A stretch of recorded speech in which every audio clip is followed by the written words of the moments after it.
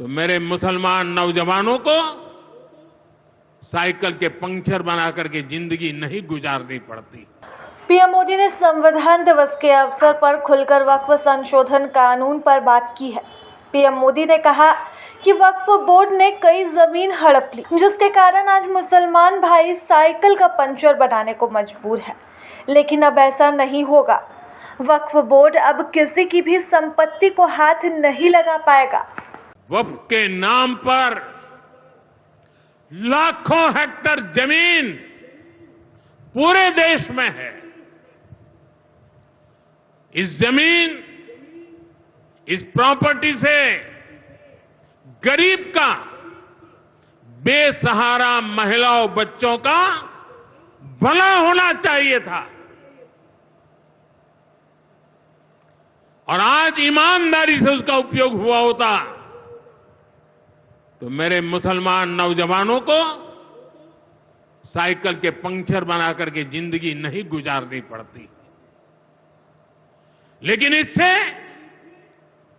मुट्ठी भर भू माफिया का कोई भला हुआ। पसमानदा मुस्लिम इस समाज को कोई फायदा नहीं हुआ। और ये भूमाफिया किसकी जमीन लूट रहे थे? ये दलित की जमीन लूट रहे थे, पिछड़ों की जमीन लूट रहे थे, आदिवासी की जमीन लूट रहे थे, विधवा महिलाओं की संपत्ति लूट रहे थे। सैकड़ों विधवा मुस्लिम महिलाओं ने भारत सरकार को चिट्ठी लिखी, तब जाके कानून की चर्चा आई है। वक्फ कानून में बदलाव के बाद अब ये गरीबों से जो लूटा जा रहा है वो बंद होने वाला है।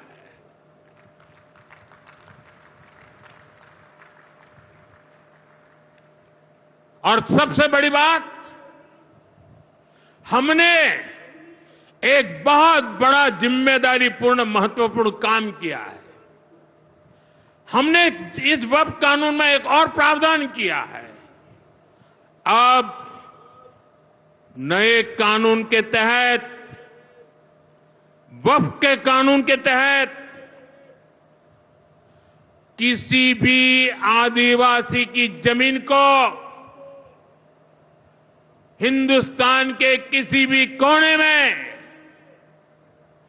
आदिवासी की जमीन को, उसके घर को, उसकी संपत्ति को ये वक्फ बोर्ड हाथ भी नहीं लगा पाएगा।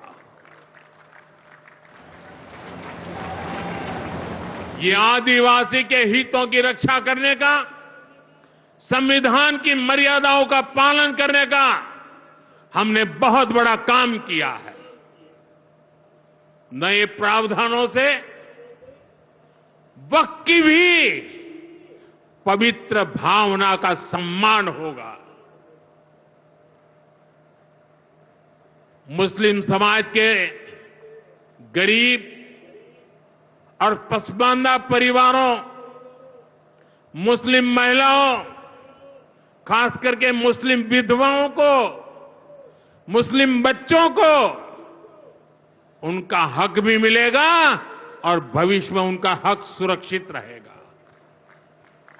और यही तो बाबा साहब आंबेडकर ने संविधान के स्पिरिट में हमें काम दिया हुआ है। यही असल स्पिरिट है, यही असली सामाजिक न्याय है। साथियों, हमारी सरकार ने